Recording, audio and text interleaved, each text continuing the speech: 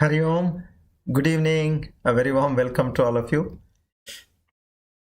Please come.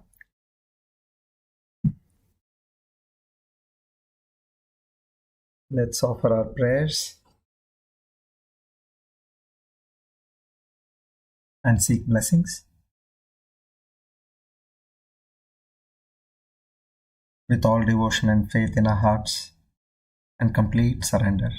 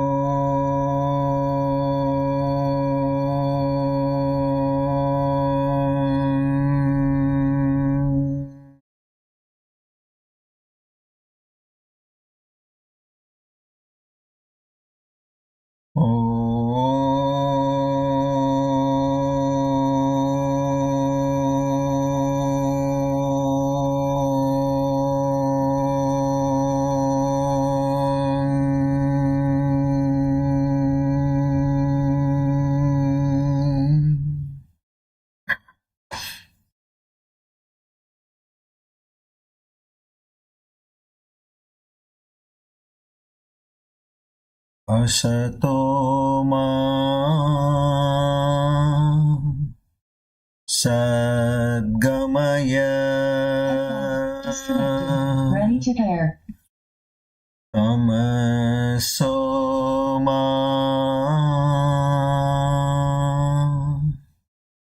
Jyotirgamaya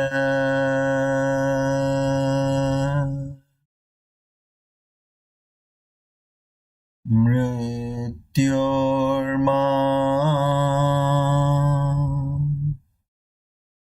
Amritam Gamaya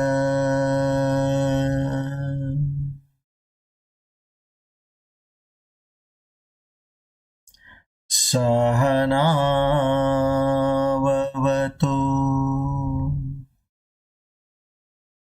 Sahano Bhunaktu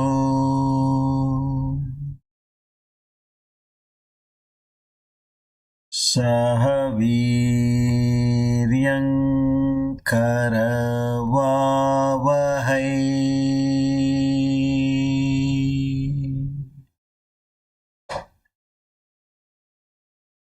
Tejasvinavadhitamastu Ma Vidvishavahai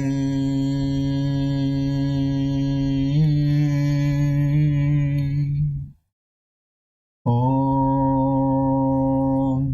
Shanti Shanti Shanti Hari Om Tat Sat Shri Chinmaya Sadgurave Namaha.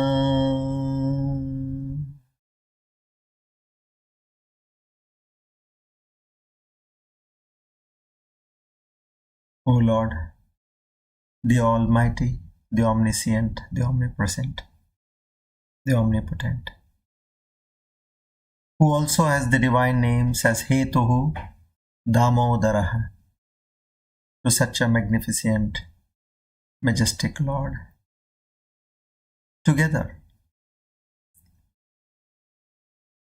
with utmost devotion and surrender, we offer our humble salutations to seek your grace, your mercy, your love, your compassion, your kindness, your benevolence, your forgiveness, your strength.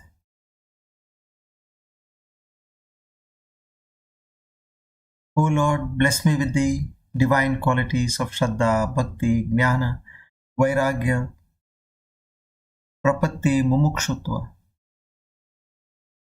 only and only to realize thy true self as a living experience, aparoksha anubhuti, in this very life only. I beseech in you that at the end of our lives we reach thy holy feet. Om Tat Sat. Today, by the grace of the Almighty and the blessings of the Guru Parampara, we are on our milestone Divine Discourse number 350 on the 28th of September 2023. Shobhanakrit Nama Samvatsara Dakshinayana Varsharutu Bhadrapada Masa Shukla Paksha Brihaspati Vasare Chaturdashatito Purva Bhadra Nakshatre Ganda Yoge Bhadrakarane.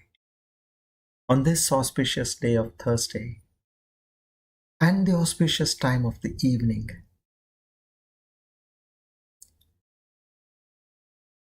we all take a firm resolve in our minds. Na ham karta, hari karta. That whatever is happening in my life, every occasion, every incident, every situation, every circumstance, every event, be it through a person, place, or an object, is only and only happening at the behest of the Almighty. I have completely surrendered myself to Paramatma. Just like the involuntary functions which are happening in my body, in the same way, the voluntary functions too are happening in my body, mind, and senses. I am just a witness to the silent breathing, blood circulation, functioning of various organs in the body. In the same way, I am a pure witness to all the actions which are happening by the senses and the organs of action. I'm going to say this to myself again and again. Oh Lord, bless me with that faith to stay with this knowledge. Our humble salutations to the Guru Parampara. Om. That's it.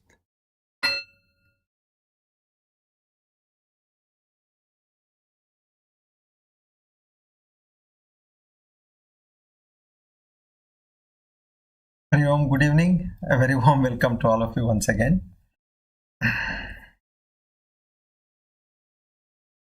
I must tell you that this is no less a grace and no less an indication to show that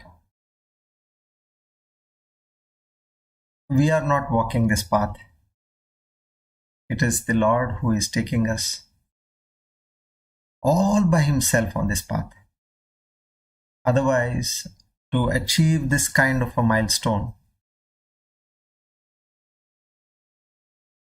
to have the patience, to have the reverence, and to have the belief on the teachings of Lord Krishna to this extent,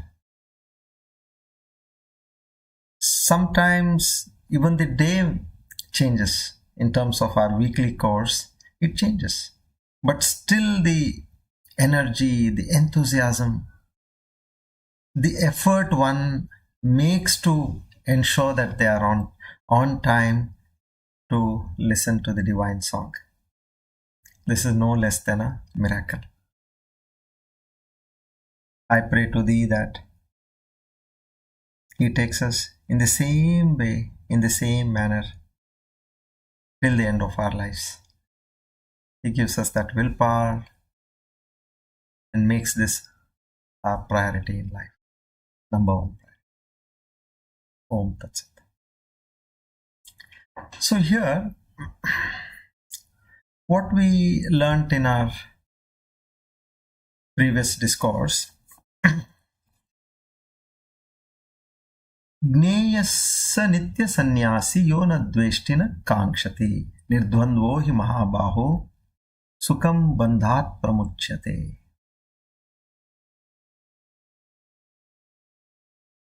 Lord very clearly says over here,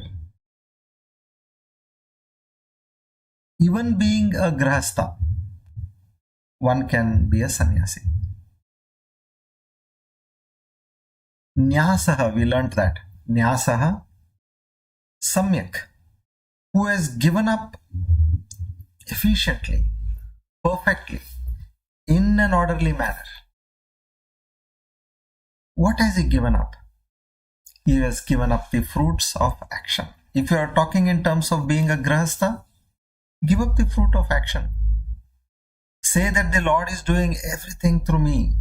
And for this you don't need to be some extra intelligent or a logical person. So many involuntary functions are happening in our body. As I told you, every second 1 lakh chemical reactions are happening in our body. Do we even know that? No. So we have to just surrender.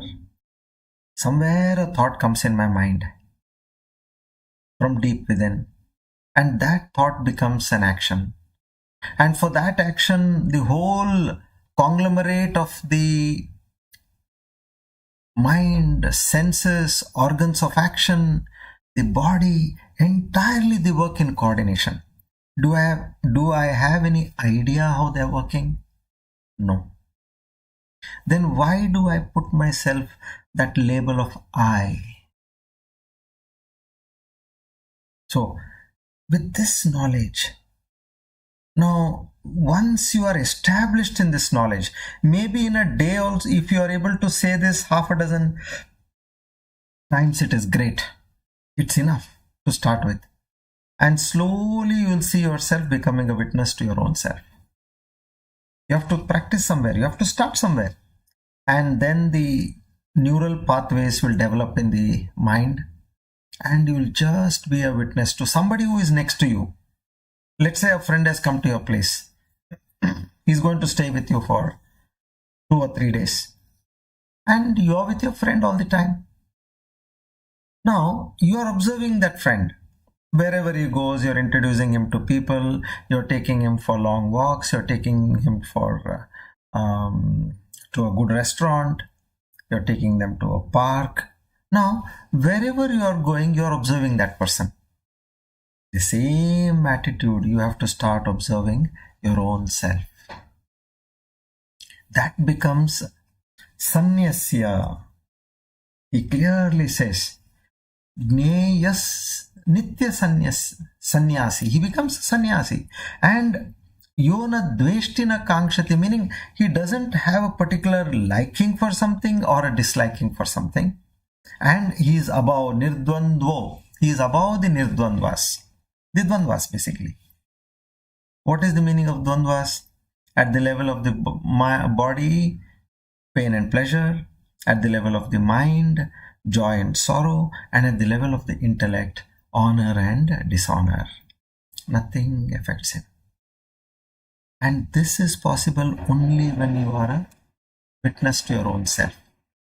And how do you become a witness? Now, you are not a karta for the involuntary actions which are happening in your body.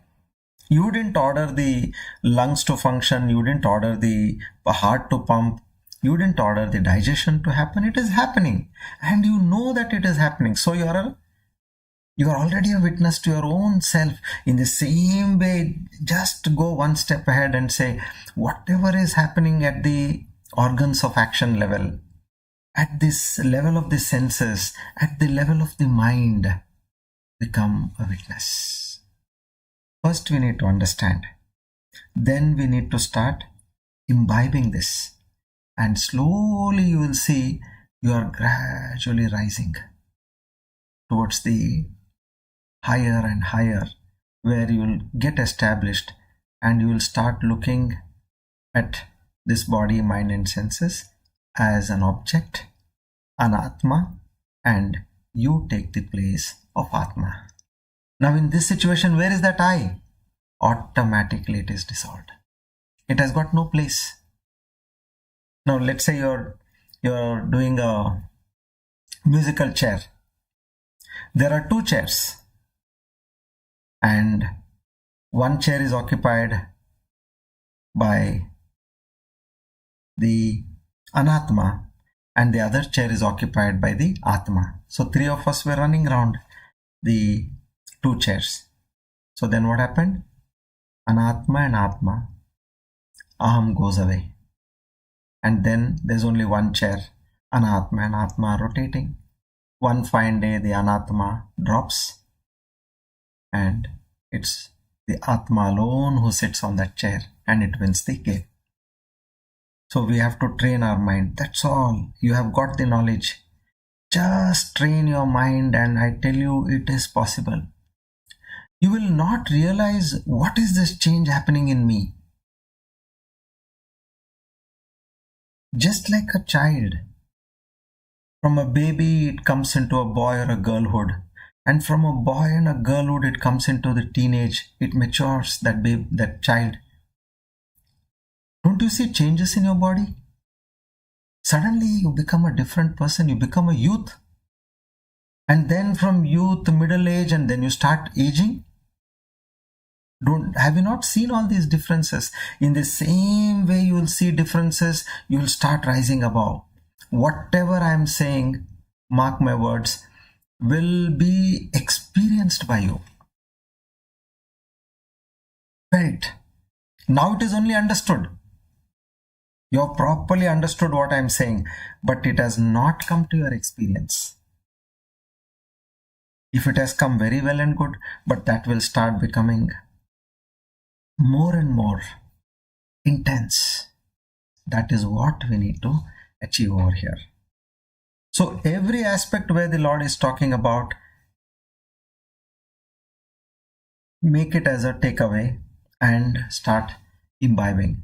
And sometimes even if you don't have to put that special effort, but just that dedication, what we are all showing now, that itself is enough to transform us over a period of time. So we move forward with the same faith. So having told this, now Lord Krishna, he continues on that question of Arjuna, where he is puzzled. See, he is a prince. He always wants the best.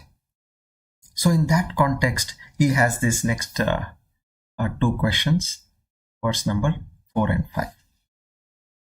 Now let's read the verse.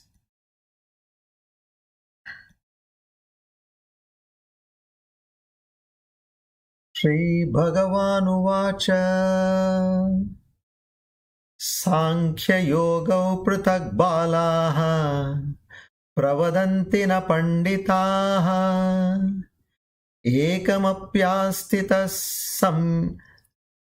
samyak Ubayor vindate phalam.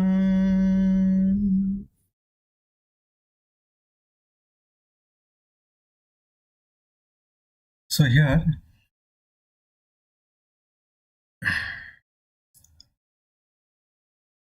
now Lord Krishna is smiling at Arjuna, a kind of a smirk on his face. He is looking at Arjuna. He knows, he can read Arjuna's face. He has a question. Pratak balaha vadanti. Sanyasa is different. Grahastha is different. Sanyasa means Sankhya Yoga, Jnana Yoga, and Grahastha means Karma Yoga.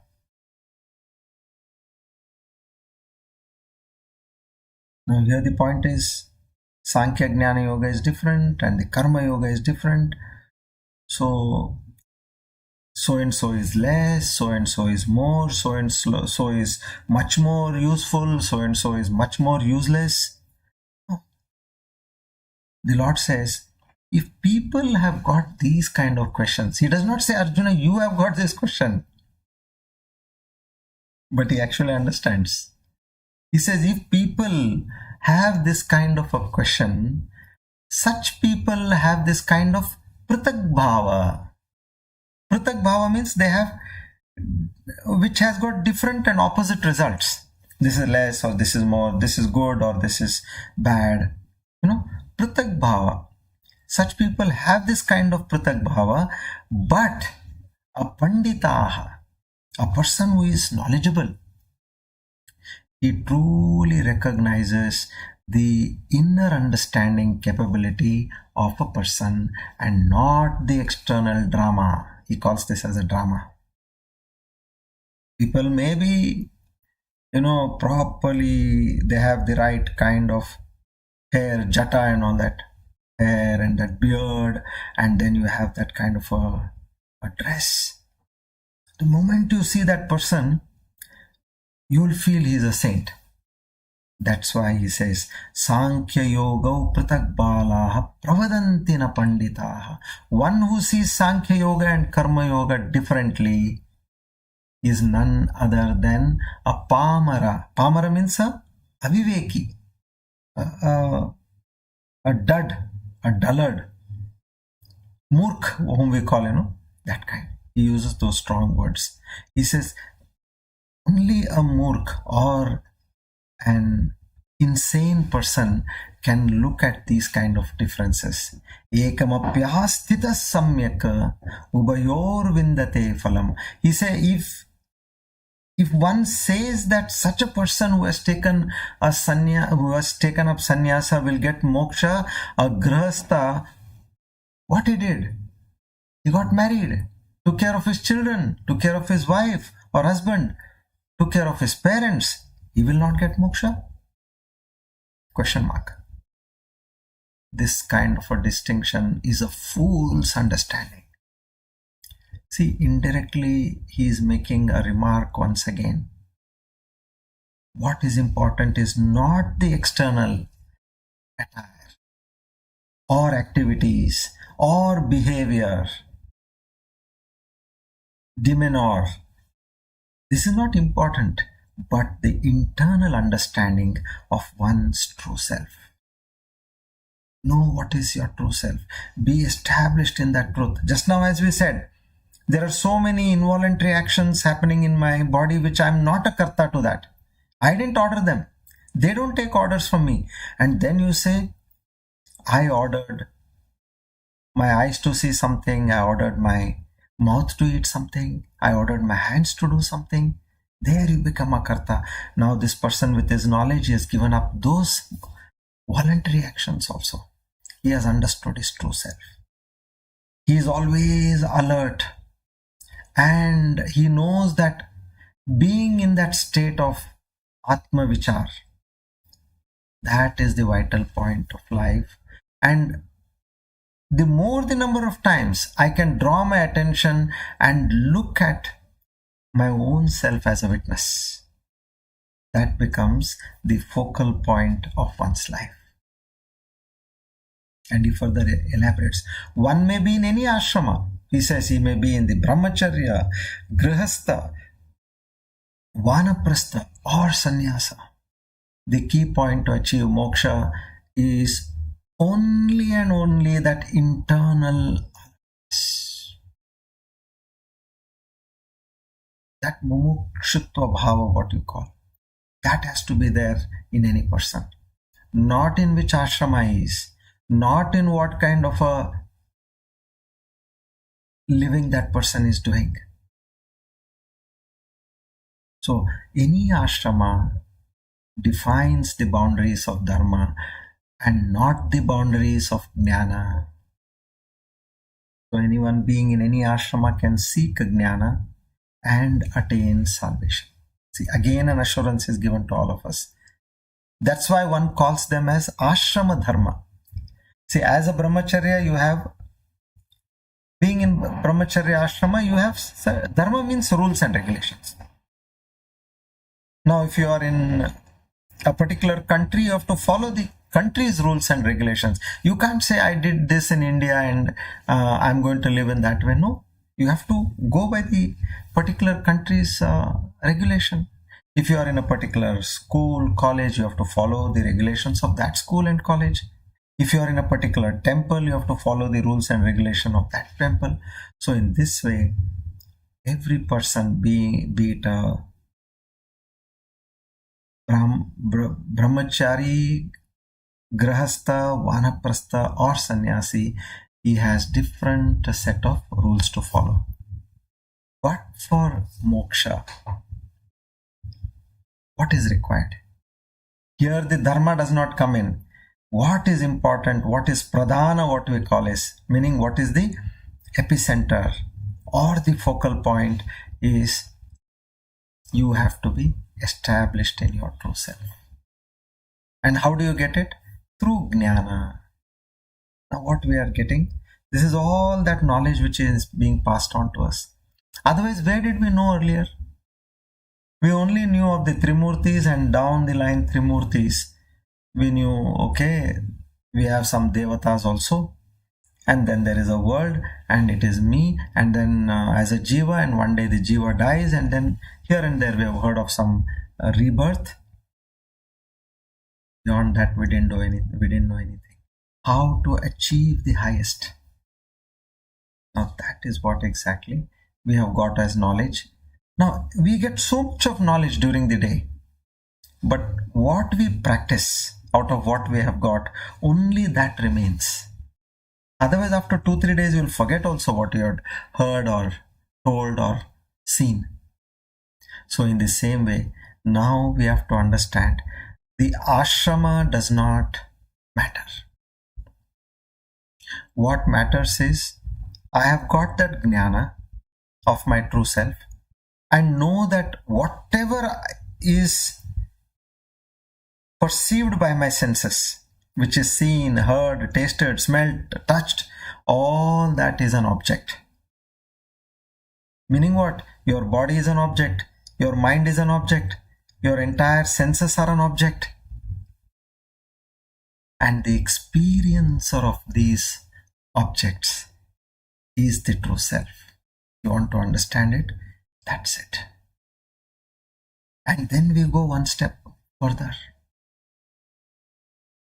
Now, whatever is coming to the experience of this particular body, everything is happening as a reflected consciousness. And immediately you should connect. Where is this reflected consciousness coming from? From the pure consciousness. See, get the travel route map. World of objects, senses, experience. There can be no experience without consciousness. Consciousness plus object equals experience. Now, whatever is happening in the experience of my senses here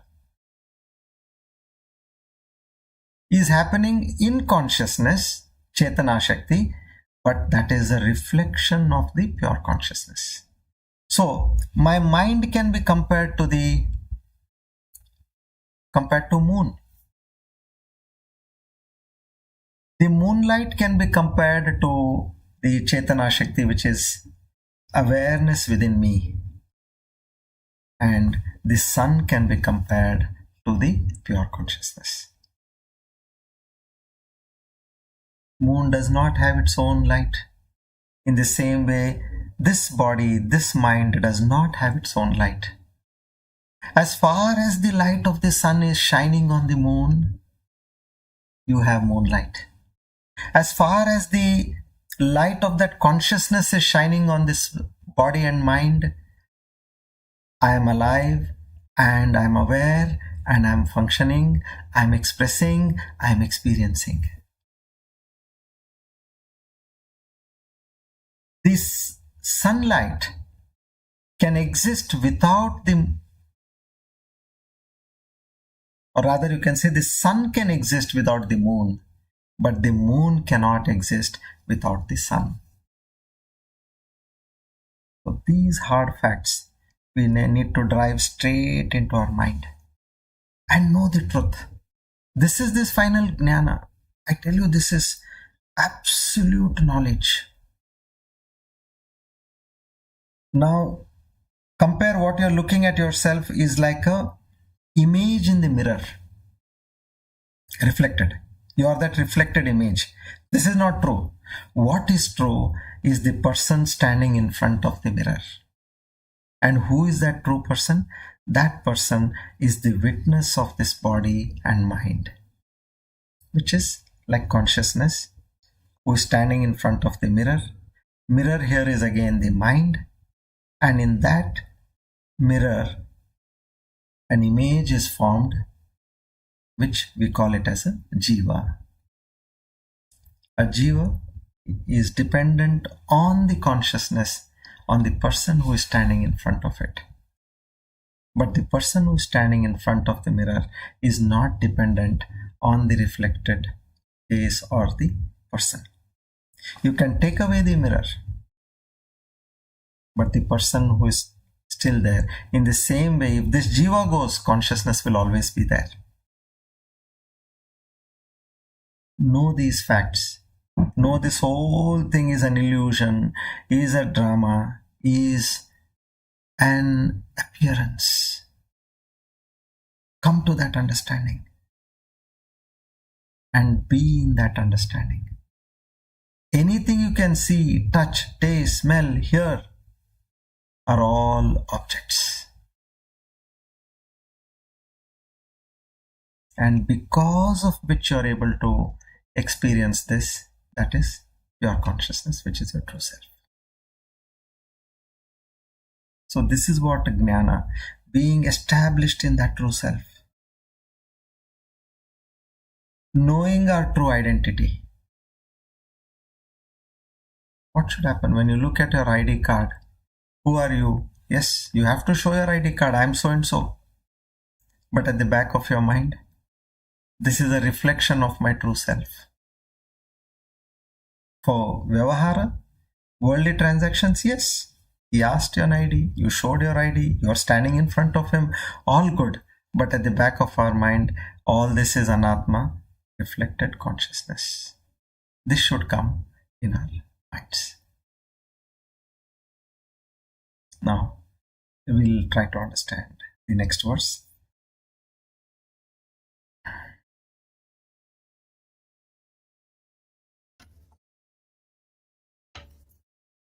Shri Bhagavan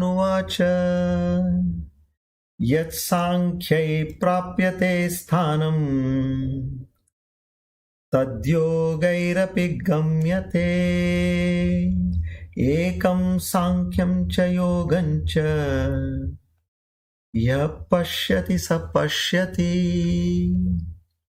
Yah Pashyati Sapashyati. The Lord makes it clear over here. He who sees in this way, he has truly seen. Meaning rest, although they have seen, they have not seen. That is the point which he is making here. What is true seeing and what is hollow seeing? This is what he draws our attention to. Now, let's understand this verse.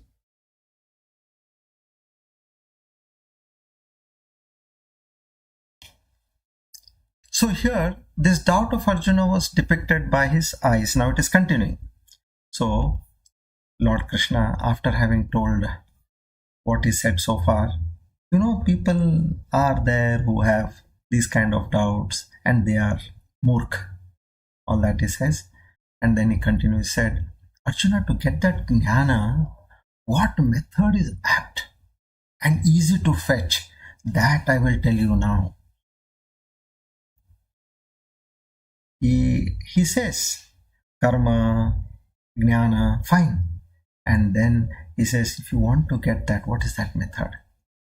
So now, primarily we know Arjuna is confused. Should I do karma or should I give up everything, become a sannyasi and pursue the path of jnana? Because in the previous chapter he has praised jnana. So before that, Sri Krishna makes it crystal clear to Arjuna that a sannyasi is not that person who gives up everything, wears saffron dress and lives his life. What is the primary objective of a sannyasi? Is his commitment, jnana nishta. Jnana nishta, towards attaining God realization. So which means, now by going by this logic, if the focal point for a sannyasi is jnana nishta, then being in any ashrama and if you have jnana nishta, you have attained, isn't it? So person who has taken sannyasa should be very clear of this fact. What his goals are in life and what is the purpose of his pursuit. If such a person is not in abidance with the goals and pursuits, such a person becomes unfit to be a sannyasi, even though he has taken up sannyasa. Yes, he is wearing the orange robes and he calls himself a sannyasi. I'll give a metaphor. Let's say there is a surgeon. I'm talking of a hospital, not these big hospitals we see in cities. Small nursing homes in small places. They are on the first floor. Everything is on one floor only. Consultation. Then you have the rooms for the patients. Then the OT for the patients. Everything on the ground floor. So now there, in such a small hospital, there is a doctor, a surgeon. Now there is a surgery which is scheduled. The surgeon is on time with his green attire, properly sterilized, and is waiting to perform surgery. In the meantime, there was some delay for that patient to arrive, meaning the preparation is going on. There was some delay in bringing the patient to the OT. Now the surgeon gets a call. He has his mobile. Now he's the head of the hospital, owner of the hospital rather. So he just moves to a corner and then he slowly comes out. Some problem with the network signals. As he moves out of the nursing home, he comes onto the street. He attends his call and then he looks around. There are some nice hot dosas being prepared over there and some idlis also, that steaming idlis. And he sees there is a cart and people are coming and some are eating there, some are taking packets home. He says, anyway, patient has not come and I waited for the patient. Now if the patient comes, let the patient wait for me. So he says, let me have a dosa. He goes there, he has his dosa. And then he sees some nice tea is being made in a tapri over there. So he enjoys that tea. Now the question is, will this do? No. Once he is in that green attire, he is committed to be in that OT, knowing the purpose very well, that I am sanitized and I need to be here. Right from my footwear till my cap, everything is sanitized. Why is he there? He knows the purpose. And the dress is for that purpose only, not to do anything else when you have worn that particular dress. So that jnana nishta is the primary and also secondary goal of a sannyasi. Jnana nishta matrameva sannyasina lakshanam. This is what it says, that nishta, commitment. Complete commitment to God realization and nothing else in life is sannyasa. Now I'll be taking up couple of stories and we will go on this. Now the Lord again and again says, both lead to the same path. Then where do we fit ourselves? Let us examine. So nothing else in life is sannyasa, what? God realization. Without any karma or karma bandhana, only a person who has no karma, dharma to be fulfilled, honored in life, who has completely addressed, fulfilled all his duties, responsibilities in life, who has the paripakvata. Paripakvata means he has become ripe. From the point of view of Chitta Shuddhi, from the point of view of Chitta Ekagrata, only such a person becomes eligible to enter this sannyasa. Otherwise, we get some crazy thoughts sometimes. Especially when I used to see in an ashram, when exams are going on, that time generally the students come. They come with such big vairagya, dispassion towards the world. No, Swamiji, I understand there is nothing in this world. I don't want to be in the cycle of births and deaths. Whatever way they learn, God knows, they come over there. And after the exams are over, nobody is seen. So, that paripakvata is only for that, is not there constantly. It is there for a particular time when you have challenges in life. Now, let's say there is a mango tree. There are about 150, 200 mangoes which are visible on that tree. Now you want to pluck mangoes to eat. Okay. It's your tree, it's in your compound. You'll obviously pluck the ripe ones. And next to the ripe ones, what you will do? You will pluck the ones which are on the way of becoming ripe, meaning sort of greenish and yellowish, that kind of mangoes. Who are slowly turning into yellow from green. You will take that ripe and then the semi-ripe. And also, if you want to go one level further down, you will take the ones which are completely grown, but they're still green in color. They are not even moving towards yellow, but you will say, yes, these are good. They are completely grown. Now the fully grown green mangoes and the slightly turned yellow mangoes and the ripe yellow mangoes are the fit ones which can be kept. Yellow and green are kept in dry grass or rice or whatever it is for ripening.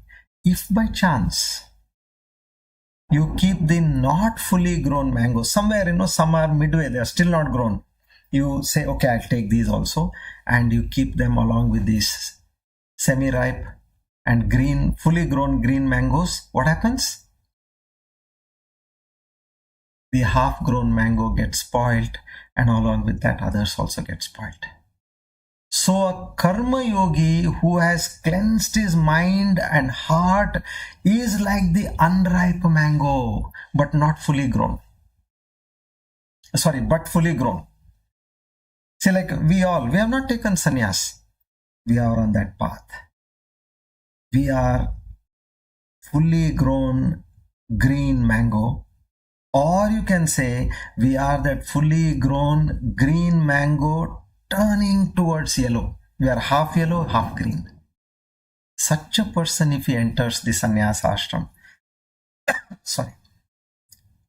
he becomes fit and eligible to gain salvation, just like the fully grown mango becomes ripe in the dry grass. So here Lord Krishna clarifies that karma yoga and this jnana or sannyasa yoga are not two different things, my dear. Karma yoga is nothing but an antecedent prior to that jnana nishtha, precedent you can say. That jnana nishtha, prior to that, it is a precedent. If one is not a matured karma yogi, such a person is unfit to become a jnana yogi or a sannyasi. So many places you must have seen people who get into this mad rush as a fancy, they try to take up sannyas. I've seen this in the ashram. Some problem in life, They say, no, we want to relinquish, we want to become a brahmachari and then eventually a sannyasi. They come there, and within that 2 years course of time, the entire Vedanta course of 2 years, I tell you, it starts at number, say 70 to 80 is the number when we start. And in both the years when I was there, I saw it almost comes to 50%. Rest of them just run away. So therefore, if this Jnana Nishtha has to be established in oneself, that Karma Yoga Nishtha is a must. This is the process. And if one does not follow this process, leave everything and straight go into Jnana Yoga, he will become a Ubhaya Brashta. That is what the Lord is saying here. So Lord Krishna says very clearly that if you ask that Karma Yoga is different, Jnana Yoga is different, no, both are the same. One is preceding the other. So yet Sankhya prapyate sthanam Padyogairapi gamyate ekam sankhyam cha yogam cha yah pashyati sa pashyati. What Sankhya's obtain? Meaning of Sankhya's what? What is the meaning of Sankhya? Samyak khyayate iti Sankhya. One who gains Atma Jnana and he stays in that state of mind. Now, if we have got Atma Jnana, whatever we perceive with the senses, with the mind, is all anatma. And that which is behind this experience, that is the true Atma. So, tats sthanam yogyai api gamyate. Such a state, even yogis can't attain. Who are yogis? Not the ones who do, asana, pranayama, who carry a yoga mat. They are not known as yogis. But here is talking of karma yogis. Yogi has many meanings, and one meaning is who puts constant effort to achieve something in life. So here karma yogi means who puts effort in doing karma constantly. And Jnana Yogi means who puts continuous efforts in attaining self-realization. See? Karma Yogi who puts efforts in doing his karmas effectively, meaning I am doing it for the love of God. I am doing it as an offering to the Lord. I am not worried about the result of this particular action because I am not the doer. That is perfect Karma Yogi. Jnana Yogi, he has crossed that stage now.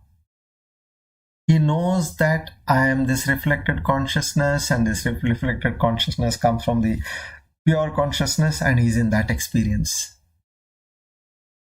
So yogi is an adjective and not a noun. So you can use it for any word. Karma yogi, bhakti yogi, raja yogi, or jnana yogi. Everywhere we use the same word yogi. Paths are different. Through karma, or through bhakti, or through raja yoga, or through jnana yoga. That way yogi starts moving forward. So here Lord Krishna makes it very clear that any person who has taken sannyas ashrama should be clear about one agenda, that is that one and one goal, inside and outside.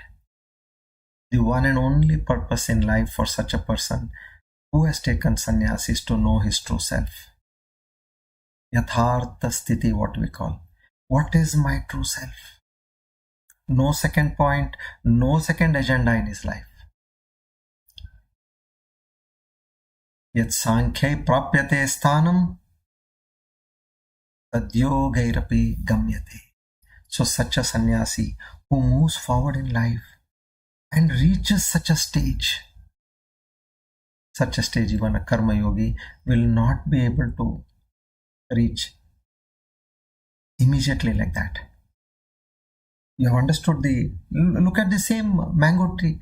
Yellowish color mangoes kept in dry grass will become ripe. Now, what is the category there? It has to be fully grown.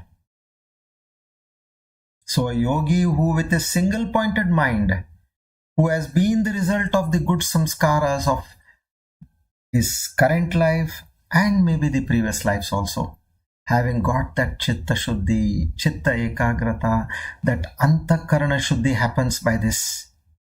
Having withdrawn his mind senses, he becomes that ekon mukha, means in the state of withdrawal, puts his entire mind in deep contemplation. For such a person, karma is no more binding. So even being in karma, that karma nishta, he has crossed and he becomes eligible for jnana nishta. Because he becomes a mango which can go into that dry grass, which is eventually going to become ripe. It might not have become ripe on the tree.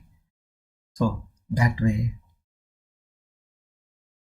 just like that mango, if not partially, if not fully grown, we cut such a mango and put it for ripening, it spoils by itself and also it spoils others also. It is not fit for this Sanyasa Yoga. So be very careful. Therefore, karma nishta established in jnana will reach the state of a jnana yogi. Moksha can be got by jnana alone. Please, we have to remember this. But the methods are being in doing karma also, we become eligible for that jnana, and one fine day we get jnana. This is what is exactly happening to us now. We are like those semi-ripe yellow mangoes now.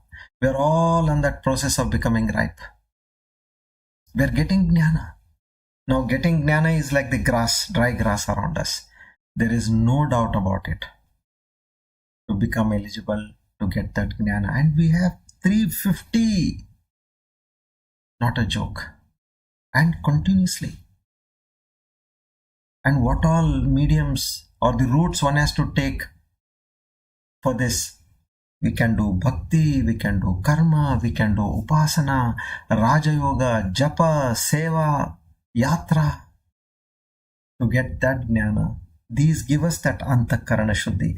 We are doing simultaneously everything. And our only understanding is to move towards self-realization.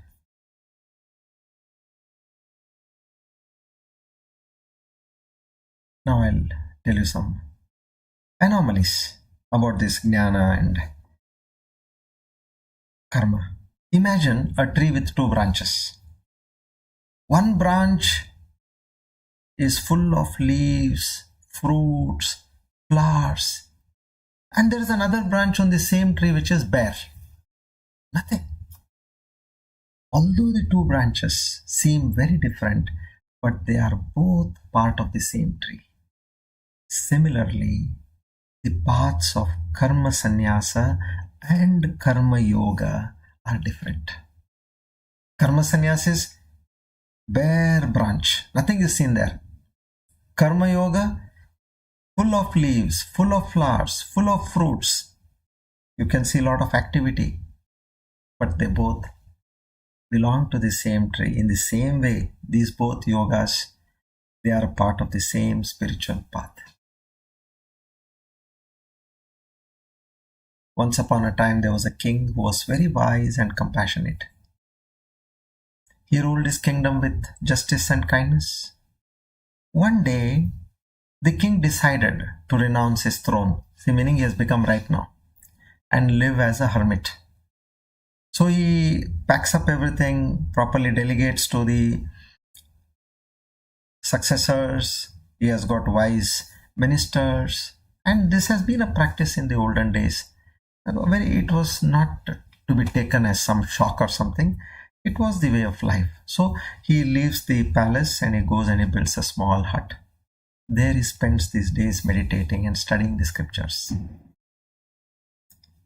Deeply into swadhyaya, japa, Niyama. One day, a young man comes to this king's hut.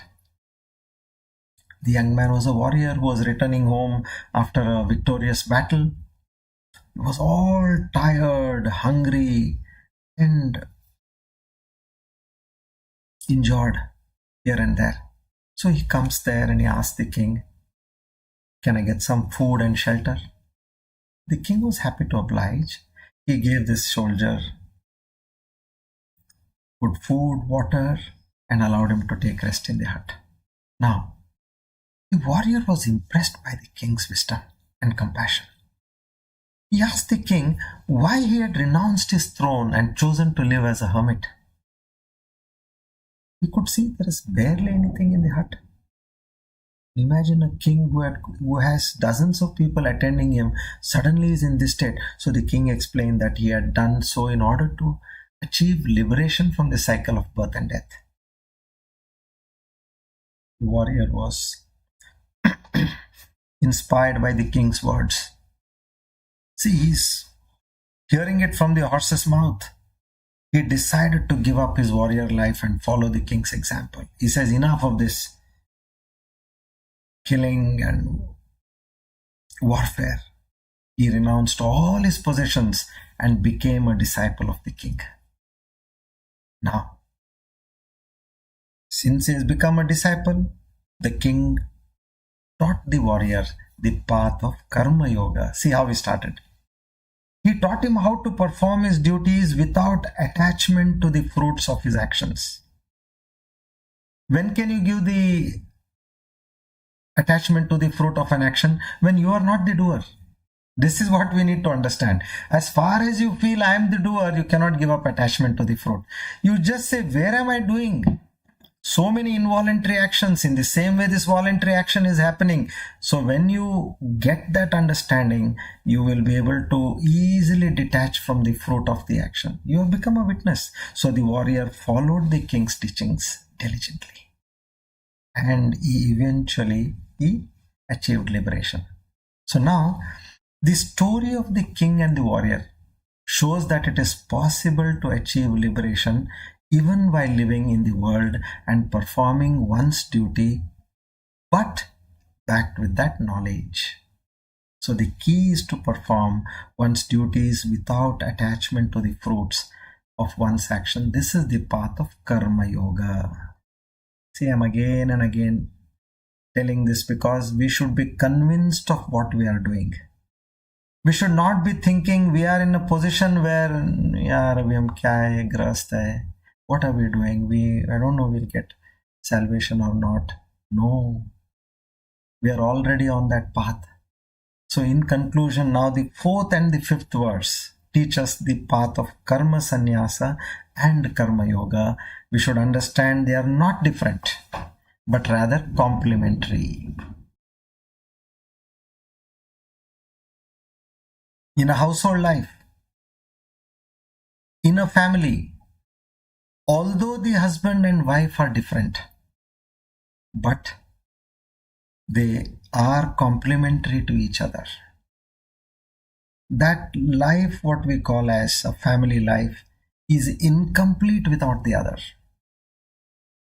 So both paths lead to the same supreme state of liberation. The difference between these two paths is in the external renunciation. That's all. That is the only difference. Karma sannyasis renounce all the external activities and possessions, while karma yogis continue to perform their duties in this world. Which we are obviously seeing, isn't it? Now a yogi who is there, his final aim is, okay, I am surviving on bhiksha. I go to houses, I take bhiksha, that is food. Shelter, he is in some common shelter. And clothing, somebody, just like they give him bhiksha, they give him clothing, that's it.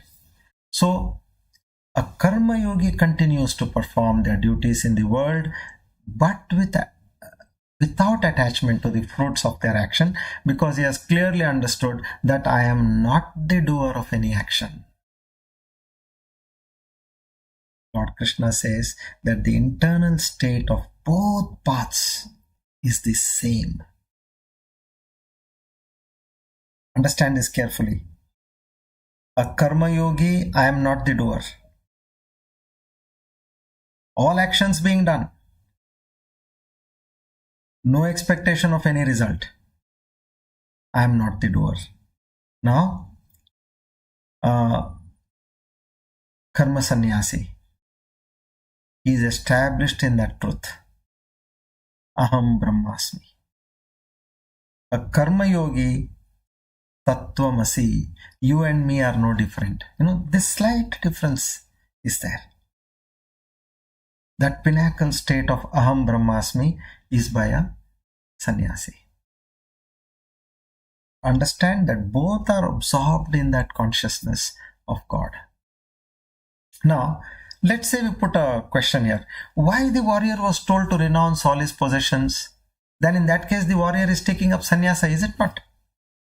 Now, this is another important angle which I'm presenting to you. The warrior was told to renounce his possessions because the attachment to material possessions is a major obstacle on the spiritual path. When we are attached to our possessions, anytime, it can drag us. We are afraid of losing them, or we are constantly striving to acquire more.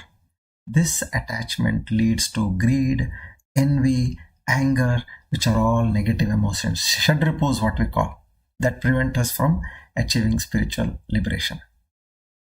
However, renouncing one's possessions does not necessarily mean that one is taking up sannyasa.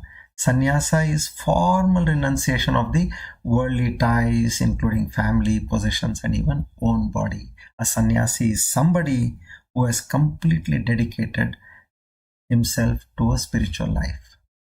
The difference is, now you want to do upvas and you are in somebody's house. It is an Ekadashi, but that house, they don't have this ritual. So morning breakfast is prepared, and then again after 4 hours lunch is prepared, and then again after another 4 hours tea and snacks are prepared, and again after another 2-3 hours dinner is prepared. Now imagine that situation is like being in the midst of all this food. You have to control yourself. That is like a karma yogi. He is there in the midst of all the possessions. And for a sannyasi, how it is? He is like in his own house. Kitchen is completely closed. Absolutely no sight of any food or no smell of any food. Much easier. So you can take this anomaly also and understand. So what ultimately, whether or not to renounce one possession is a personal decision. There is nothing right or wrong answer over here. The important thing is to find a path that is right for you and it is easy to follow with devotion. In this way, one needs to progress in life. We are all secured and on the right path.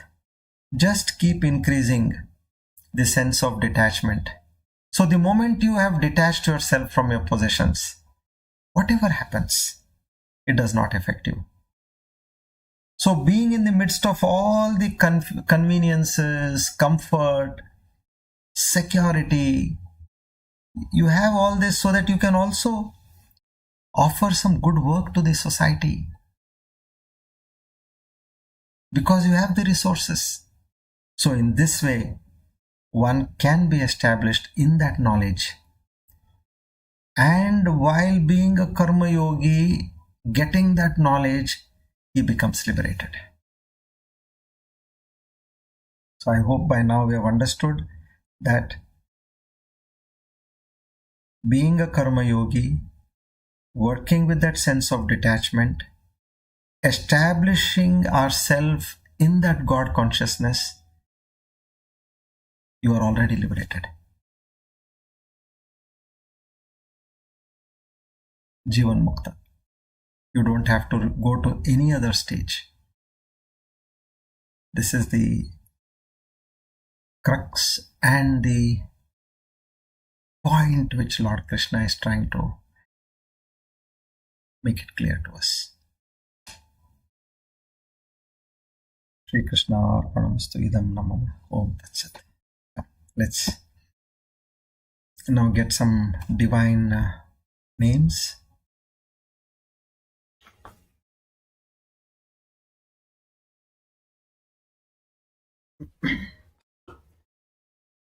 We are today on verse 40, Ketuhu and Damodaraha, 366 and 367.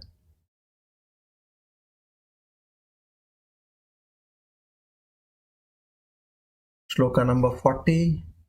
Viksharo rohito margo heturdamodarasah mahidaro mahabhago vegavanamitashanah. Hetuhu, in simple terms, the cause, one who is the cause for the whole universe. He is at once the material cause, which we call as the upadana karana. Like for a pot, you need clay. So that becomes the upadana karana, material cause. And he is also the nimitta karana, the potter. You need, only if you have mud, you cannot make a pot. You need a potter also. So he becomes the instrumental cause. And he who alone is the efficient cause in the creation of the universe. Hence he is called as the cause. Ketuhu. 367. Damodaraha.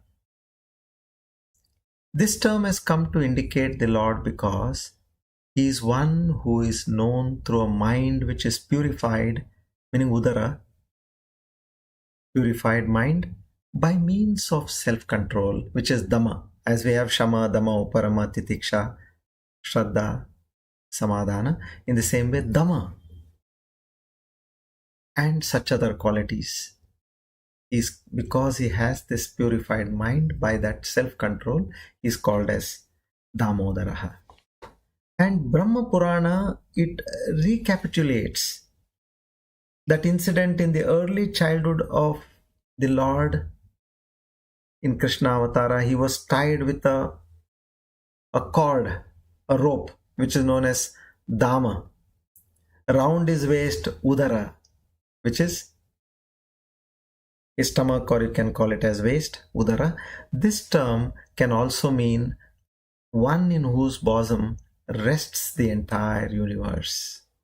As told in the words of Maharshi Vedavyasa, Damani Lokanamani Tani Yasya Udarantare. He is known as Damodaraha. Such a magnificent Lord, we offer our humble salutations, seek his grace, mercy, and blessings.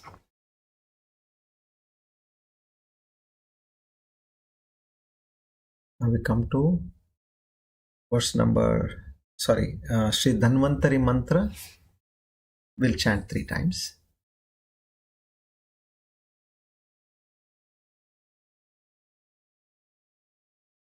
Om Namo Bhagavate Mahasudarshanaya Vasudevaya Dhanvantaraye Amrutagalashahastaya Sarvabhaya Vinashaya Sarvaroga Nivaranaya Trailokyapataye Trailokyanidhaye Shri Mahavishnu Swarupa Shri Dhanvantari Swarupa Shri Shri Shri Aushadha Chakra Narayanaya Swaha.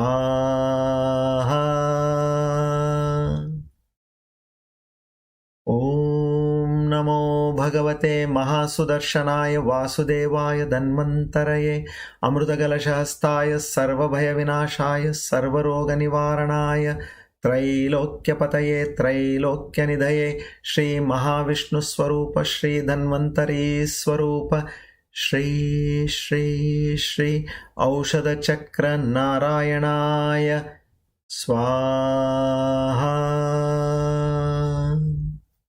Om Namo Bhagavate Mahasudarshanaya Vasudevaya Dhanvantaraye Amrutagalashahastaya Sarvabhaya Vinashaya Sarvaroga Nivaranaya Trailokyapataye Trailokyanidhaye Shri Mahavishnu Swarupa Shri Dhanvantari Swarupa Shri Shri Shri Aushadha Chakra Narayanaya Swaha.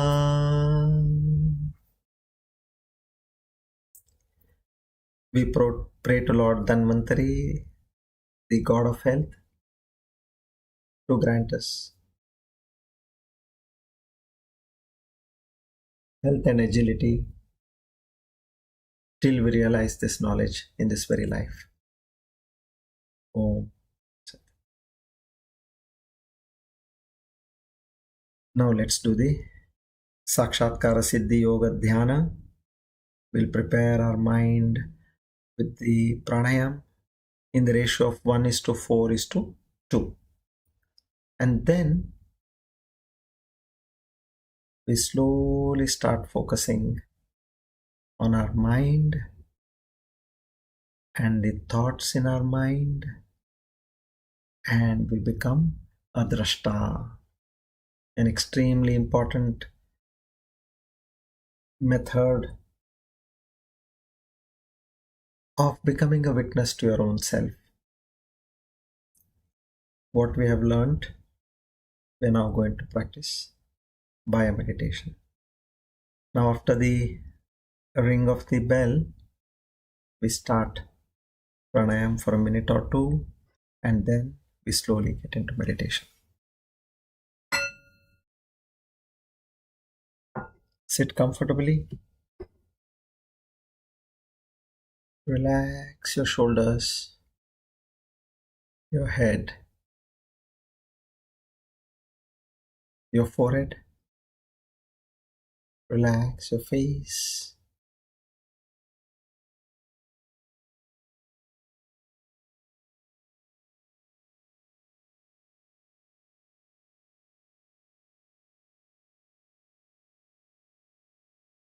Without being even able to hear your own breath, gently breathe in and breathe out.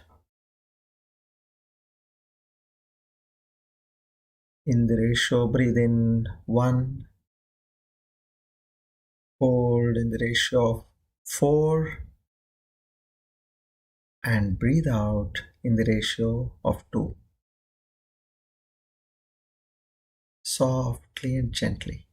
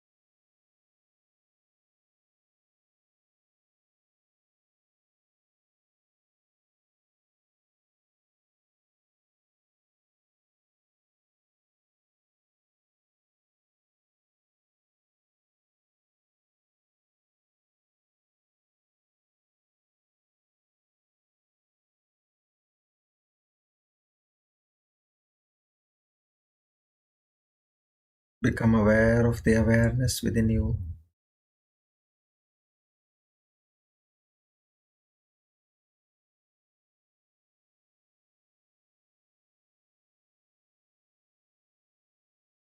Because of this awareness, your mind is illumined,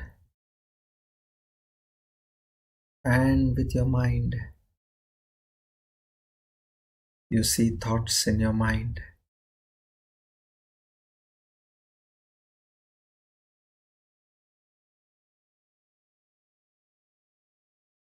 Become an observer of the thoughts in your mind.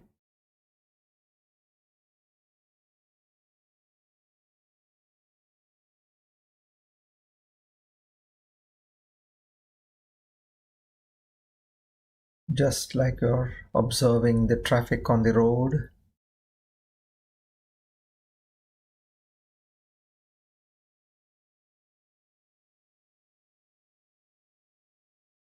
without being judgmental.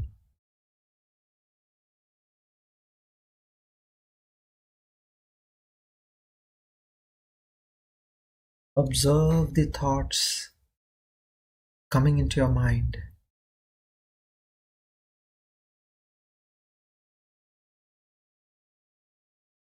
and slowly passing away.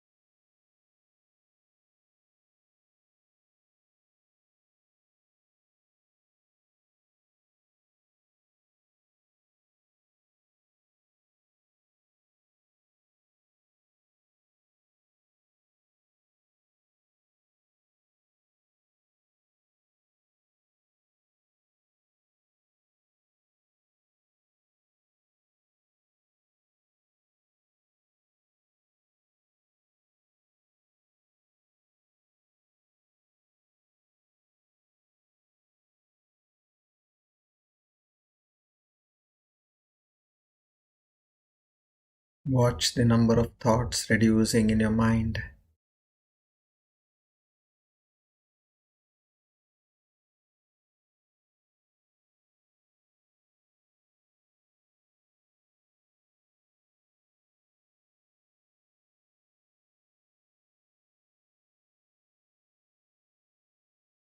And you come to a state where there are no thoughts.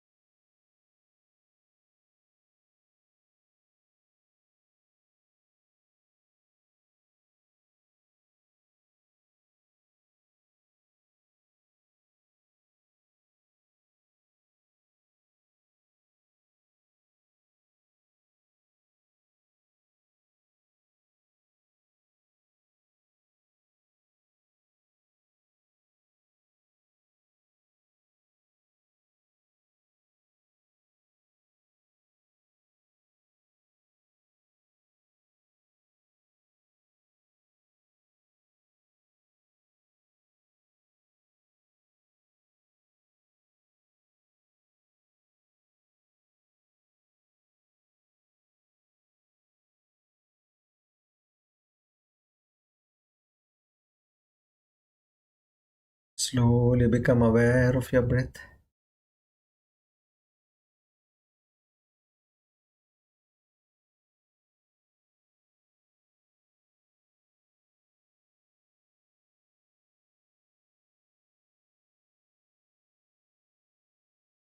Feel the breath going in and out.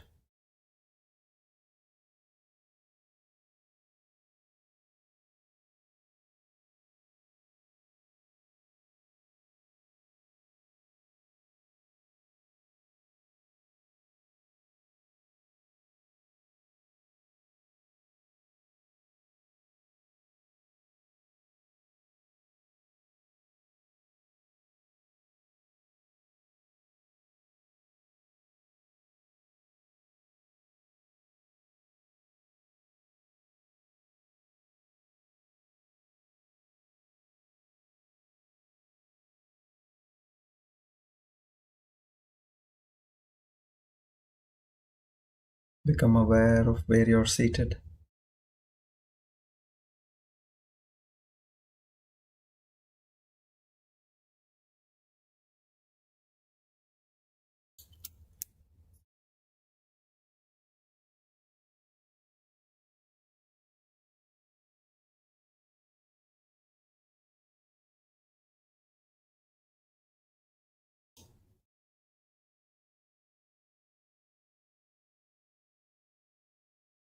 Om Purnamada Purnamidam Purnat Purnamudachyate Purnasya Purnamadaya Purnavashishyate.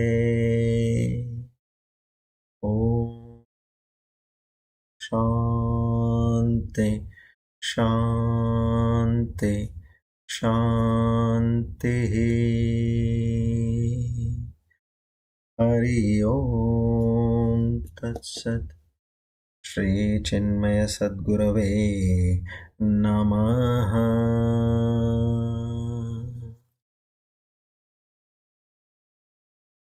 Rub your palm, place them on your eyes. Gently and lovingly open your eyes.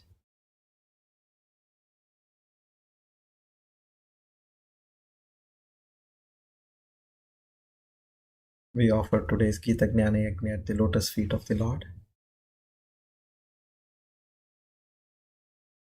Na ham karta, hari hari preranaya, hari prityartha. Shri Krishna Arpanamastu.